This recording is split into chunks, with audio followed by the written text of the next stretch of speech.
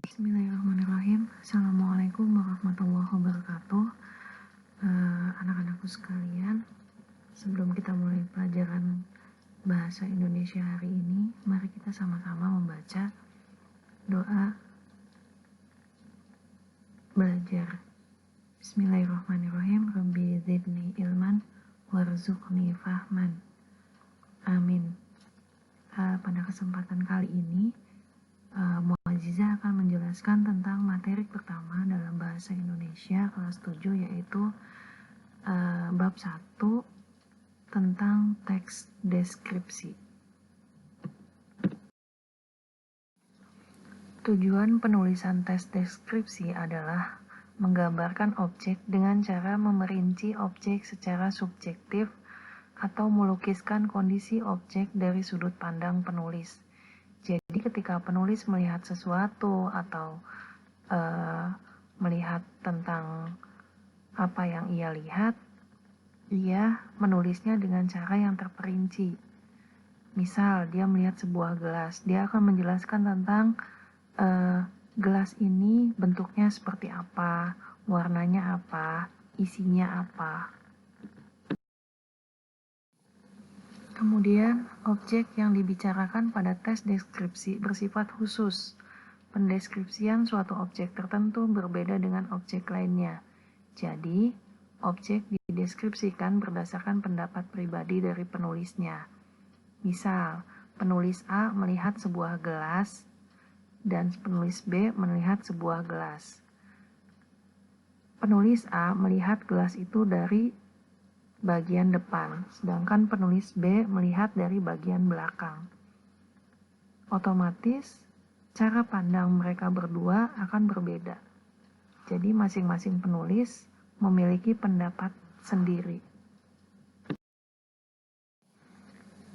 Lalu isi teks deskripsi diperinci menjadi bagian-bagian objek. Isi teksnya menggambarkan objek secara konkret.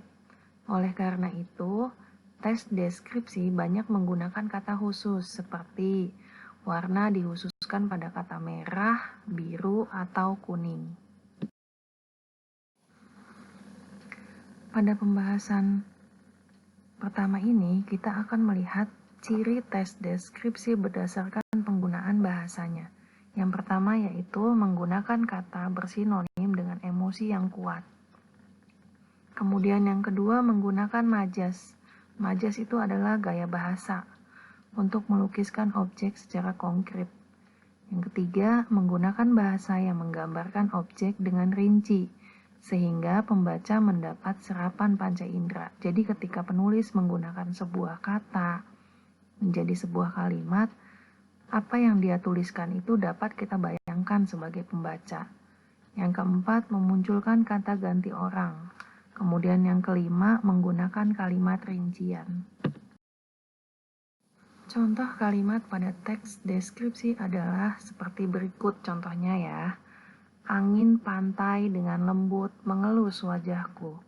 Kalimat tersebut menggunakan majas, kata yang memiliki arti yang bukan sebenarnya atau bisa disebut juga dengan gaya bahasa. Majasnya itu adalah mengelus wajahku, digunakan untuk memperindah kalimat. Jadi angin pantai kan tidak mungkin bisa mengelus seolah-olah seperti makhluk hidup. Tapi di sini digunakan untuk memperindah kalimat. Itu disebut majas apa ya? Kelas 6 kita sudah belajar tentang majas-majas.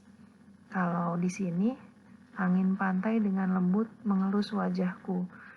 Diumpamakan anginnya dapat melakukan apa yang dilakukan oleh orang atau oleh manusia. Bisa disebut juga dengan majas hiperbola, berlebih-lebihan. Demikian materi bahasa Indonesia pada kesempatan kali ini. Insya Allah kita akan bertemu kembali dengan materi selanjutnya dengan pembahasan yang masih sama, yaitu tentang tes deskripsi. Mari kita baca doa kafaratul majelis sebelum menutup pertemuan kita kali ini. Subhanakallahumma wa bihamdika asyhadu an la ilaha illa anta astaghfiruka wa atubu ilaik. Assalamualaikum warahmatullahi wabarakatuh.